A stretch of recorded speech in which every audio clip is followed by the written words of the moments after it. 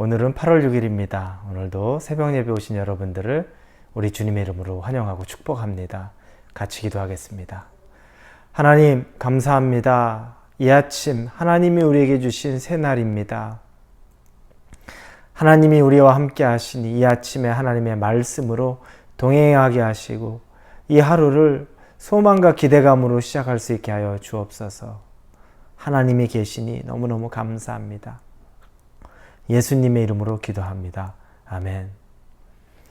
오늘 말씀은 사무엘 하입니다. 16장 사무엘하 16장 5절에서 14절까지의 말씀입니다.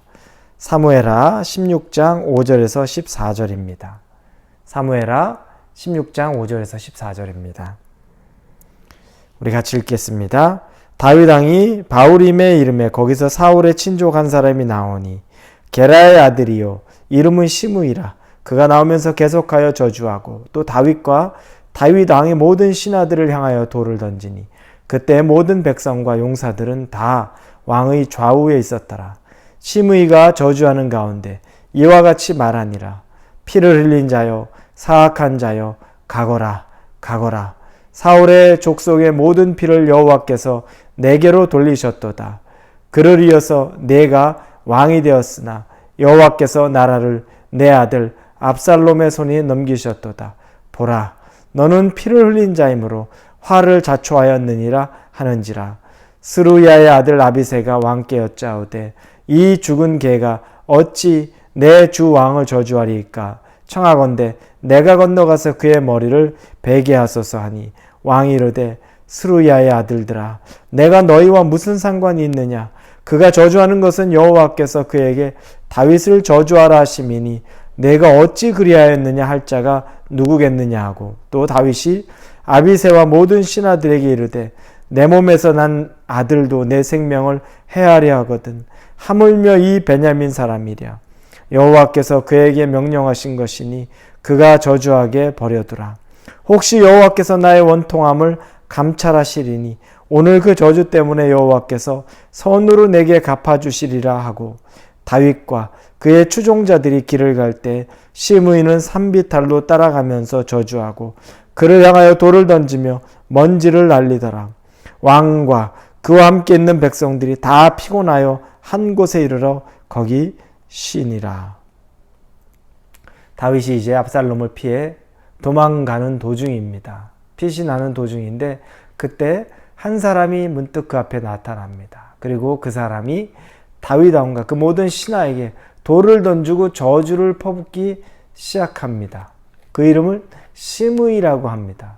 그런데 그 사람의 배경을 보니까 오늘 본문의 5절에 사울 집안 사람 하나가 그곳에 나와왔습니다. 이렇게 나옵니다. 베냐민 지파 소속이고 사울 집안 사람입니다. 이 시므이는 그렇습니다. 그런데 그가 계속 다윗을 저주하면서 6절에 다윗과 다윗 왕의 모든 신하들을 향하여 돌을 던지니 그때 모든 백성과 용사들은 다 왕의 좌우에 있었더라. 두려움이 없습니다. 다윗과 그 신하들에게 저주를 퍼붓는데 전혀 두려워하지도 않고 그냥 아주 자신만만해서 저주를 퍼붓습니다. 그러면서 그가 하는 말이 7절에 시므이가 저주하는 가운데 이와 같이 말하니라. 피를 흘린 자여 사악한 자여 가거라 가거라. 사울의 족속의 모든 피를 여호와께서 내게 돌리셨도다. 그를 이어서 내가 왕이 되었으나 여호와께서 나라를 내 아들 압살롬의 손에 넘기셨도다. 보라, 너는 피를 흘린 자이므로 화를 자초하였느니라 하는지라. 다윗이 사울 집안을 무너뜨렸다는 전제로 얘기하는 겁니다. 피를 흘렸다고 말하는 것이 사울의 집안, 이 사울의 왕위를 네가 피 흘려서 빼앗았다고 이야기하는 겁니다. 실상 성경에서 말하는 것은 다윗이 그렇게 한 것이 아닙니다. 사울이 사울의 죄로 말미암아 그가 다른 족속과 이방 족속과 싸우면서 죽게 되었던 것을 우리는 보게 됩니다. 그러나 시므이는 다윗에게 네가 사울 왕의 그 왕의 자손들에게 피를 보게 했으므로 네가 죽였기 때문에 네가 지금 벌 받는 거야 라고 그에게 소리를 지르며 저주를 퍼붓기 시작합니다. 이 시므이의 모습을 보면 사뭇 그가 하나님의 심판자와 같은 모습에 서 있는 교만한 모습을 봅니다. 한편으로 이해할 수 있죠. 그 집안의 사람이기 때문에 그럴 수 있지만 그가 하지 말아야 될 말, 본인이 해서는 안 되는 말까지도 마음껏 그가 내뱉고 있는 것을 봅니다. 여러분, 이 시므이의 모습을 보면서 간혹 우리 주변에 있는 사람들의 모습들이 비춰질 때가 있습니다. 어떤 어려움을 겪는 사람이 있습니다. 가정적으로나 또 개인 직장 생활이나 재정적으로나 비즈니스나 이런 부분에 있어서 정말 참혹한 어려움에 겪은 사람들을 볼 때가 있습니다. 그런데 우리가 너무 쉽게 그 어려움에 대해서 우리가 사실은 깊숙이 내면에 하나님이 어떤 의도로 그렇게 하셨는지 정확하게 분별하고 판단하지도 못하였으면서 쉽게 말을 내뱉는 경우들을 봅니다. 그 당사자 들으면 정말 씻을 수 없는 상처가 되는 말들을 면전에서 하기도 하고 또 그 뒤에서 소근거리기도 합니다. 우리는 굉장히 조심해야 됩니다. 주의해야 합니다.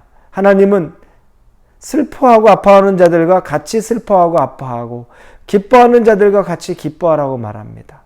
우리가 알지 못하는 하나님의 섭리에 대해서 단정 지으면서 얘기할 때는 두렵고 떨림으로 우리가 하나님 앞에 서야 됩니다. 어떻게 합니까? 하나님의 뜻을 어떻게 합니까? 그가 시므이가 그렇게 다윗 왕에게 단정적으로 얘기했지만 다윗이 사울을 죽였습니까? 그 아들들을 죽였습니까? 아무도 다윗이 한 것은 없습니다. 하나님이 그렇게 하셨습니다. 그런데 다윗에게 퍼붓는 시므이의 욕은 하나님에게 퍼붓는 욕과 똑같다고 볼 수 있는 거죠. 우리도 삶을 살면서 이런 우를 범할 수 있는 겁니다. 하나님이 어떤 사람의 개인에게, 가정에게, 그분의 직장에게, 그분의 비즈니스에, 물질에 하나님이 하신 일들에 대해서 우리가 알지 못하면서 그 사람 개인에 대해서 말한다는 건 하나님이 하신 일에 대한 평가, 하나님이 하신 일에 대한 우리의 판단이 될 수도 있다는 겁니다. 주의해야 합니다. 절대 우리가 넘어서지 말아야 될 것들, 쉽게 말하고 쉽게 판단하고 쉽게 소근거리는 것들은 우리의 몫이 아닙니다. 다윗은 이 얘기를 듣습니다. 시므이의 얘기를 듣고 다윗이 분노한 오히려 다윗의 이 군사들이 신하들이 분노합니다. 9절에 보니까 스루야의 아들 아비새가 왕께 여짜오되 이 죽은 개가 어찌 내 주 왕을 저주하리이까 청하건대 내가 건너가서 그의 머리를 베게 하소서. 저 죽은 개와 같은 자가 어찌 하나님이 기름 부은 왕에게 저런 말을 짓거립니까? 내가 가서 당장 목을 베겠습니다. 분노하지요. 안 그러겠습니까? 그런데 놀라운 건 다윗의 대답입니다. 다윗이 이럴 때 스루의 아들들아 내가 너희와 무슨 상관이 있느냐? 그가 저주하는 것은 여호와께서 그에게 다윗을 저주하라 하심이니 내가 어찌 그리하였느냐 할 자가 누구겠느냐 하고 또 다윗이 아비새와 모든 신하들에게 이르되 내 몸에서 난 아들도 내 생명을 헤아려 하거든 하물며 이 베냐민 사람이랴 여호와께서 그에게 명령하신 것이니 그가 저주하게 버려두라. 참 다윗이 하기 힘든 말을 합니다. 내 몸에서 난 내 아들 압살롬도 나를 배반하고 나를 죽이려고 하는데 하물며 저 베냐민 사람들이 말하는 것 어떻겠느냐? 내버려 두라. 하나님이 그렇게 하신 것이다. 하나님이 허락하신 것이니 내버려 두라. 여러분, 시므이와 다윗의 비교가 되지 않습니까? 시므이는 자기가 하나님의 위치에서 자기가 다윗의 잘잘못을 판단합니다. 그것이 누구의 잘못인지 알지 못하고. 그러나 다윗은 그에게 저주할 수 있고 그를 죽일 수 있음에도 불구하고 하나님이 하신 것 아니겠냐. 아들도 이렇게 나를 배반하는데 저자가 얘기하는 것은 하나님이 그렇게 허락하셔서 나에게 한 것이니 그런 것 아니겠느냐. 그러니 그를 놔둬라. 내버려 둬라. 그가 얘기합니다. 그러면서 12절에 혹시 여호와께서 나의 원통함을 감찰하시리니 오늘 그 저주 때문에 여호와께서 손으로 내게 갚아주시리라 하고, 하나님이 내 비참한 모습을 보고 나를 이 저주에서 손으로 갚아주실지 어찌 알겠느냐. 참 지혜롭죠. 뭡니까? 하나님에게 원망, 또 그 사람에 대한 판단이 아니라 하나님의 긍휼과 은혜를 구합니다. 원망이 아니라 하나님의 긍휼과 은혜를 구하는 모습, 이 모습을 보면 참 많은 도전이 됩니다. 우리에게도 이런 일들이 있죠. 내가 어떻게 다 설명하겠습니까? 내가 어떻게 다 일일이 대꾸하겠습니까? 우리 어려운 일이 있을 때, 다른 사람이 소곤거릴 때 그렇게 말할 수 있습니다. 그때 우리가 취해야 될 마음, 잡아야 될 마음은 이 다윗의 모습을 보면서 우리도 적용했으면 좋겠습니다. 여러분도 적용하기를 바랍니다. 하나님이 내게 긍휼을 베푸시면, 은혜를 베푸시면, 그러면 내가 하나님의 선하심으로 말미암아, 내가 긍휼로 말미암아 살지 않겠느냐라는 고백입니다. 두 사람이 또 대비가 됩니다. 심의, 하나님의 자리에서 자기가 판단하고 욕을 퍼붓고, 나중에 몇 장 뒤에 보면 그가 언제 그랬냐는 듯이 다시 다윗 왕에게 고개를 조아리며 나옵니다. 판세가 뒤바뀐 후에 그렇게 나옵니다. 참 비굴하고 비참한 인생입니다. 다윗, 하나님이 그 원한을 갚아주십니다.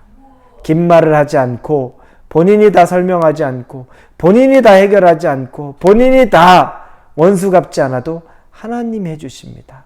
다윗의 일관된 모습이 그렇습니다. 사울 왕에게도 자기가 되기도 내가 원수 갚지 않겠다, 내가 피를 흘리지 않겠다라고 말합니다. 참 지혜롭습니다. 지금도 그렇습니다. 하나님의 뜻이 있어서 그런 것 아니겠느냐? 단지 다윗이 구하는 것은 긍휼을 구하고 하나님의 은혜를 구할 뿐입니다. 여러분, 어려운 일이 있습니까? 다른 사람의 모함이 있습니까? 다른 사람이 알지도 못하고 나에 대해서 저주를 퍼부었습니까? 하나님에게 은혜와 긍휼을 구하십시오. 하나님이 하나님의 방법으로 하십니다. 그 하나님의 은혜가 임하면 얼마 지나지 않아 회복됩니다. 내가 굳이 할 필요 없습니다. 하나님의 은혜와 긍휼을 구하십시오. 그런 지혜가 있는 저와 여러분이 되기를 주님의 이름으로 축원합니다. 기도합니다. 아버지, 감사합니다. 하나님, 시므이는 참 부끄러운 자입니다. 하나님의 마음도 계획도 알지 못하고 마음대로 자기 마음에 있는 것대로 다 내뱉는 자입니다. 그러나 다윗은 반대였습니다. 다윗은 절대 그렇지 않았습니다. 내 아들도 나를 버렸는데 하물며 그가 그런 말 못하겠느냐? 하나님이 허락하신 것이니 그렇게 되니 내가 그에게 왜 탓할 수 있겠느냐? 하지만 하나님이 내 원통함을 풀어주실 것이다 라고 말하며 하나님의 긍휼을, 은혜를 구합니다. 우리도 하나님만 바라보고 우리의 긍휼과 은혜를 구할 수 있는 지혜를 허락하여 주옵소서. 감사드리며 예수님의 이름으로 기도합니다. 아멘.